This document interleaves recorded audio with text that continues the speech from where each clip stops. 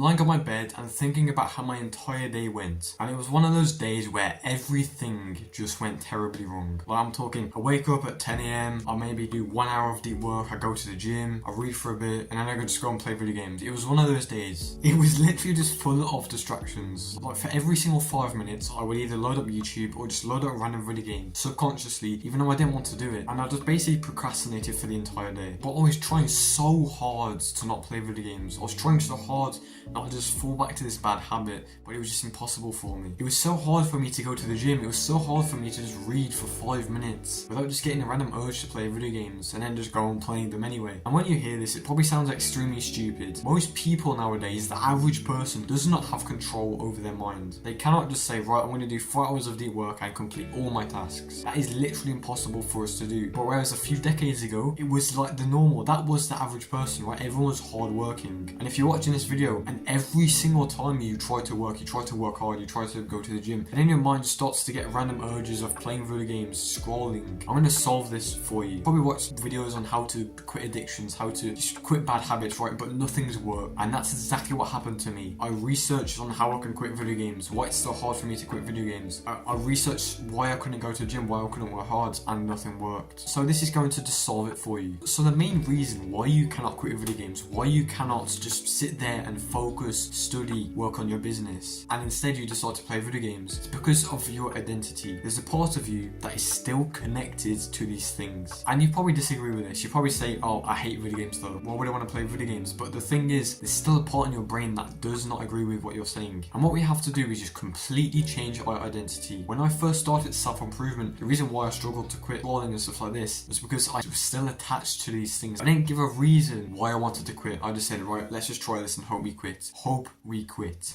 That's probably you right now, isn't it? You keep on saying, right, I'm going to try to quit this. You're not certain about anything. And that's where you have to change your identity. I'm going to tell you this right now. If you do not change your identity and you just keep on falling back to video games, nothing is going to work for you. So I have an actual step for you for this first part of the video.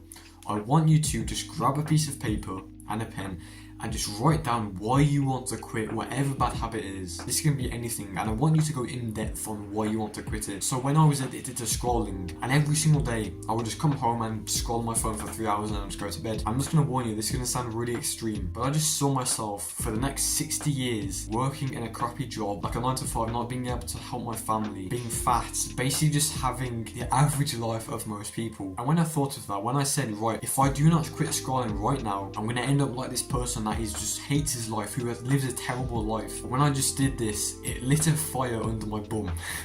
You get the idea. It basically just gave me urgency to quit scrolling, so I did. And once you do this, I want you to watch the second part of this video, okay? So just pause the video and go and do this actionable step, and I'll see you in a minute, okay? So for the next part of the video, I want to say why you shouldn't resist playing video games. And I know this sounds really weird, but let me just explain. The reason why you shouldn't resist playing video games is because your dopamine right now, your dopamine receptors are fried. And when you just suddenly say, right, I'm going cold turkey, I'm going to quit video games forever, but your dopamine is going to go down. It's going to go down, and then eventually your brain is just going to have a huge urge to go back up here by video games, by scrolling. So you're going to do it anyway. And the thing is, you can try this, but your willpower is not strong enough. It's not strong enough yet to actually withstand the urge. Because trust me, the urge will come. It might not be right now, but it is going to come in your life, okay? So instead of just me saying to you, right, give yourself affirmations, right?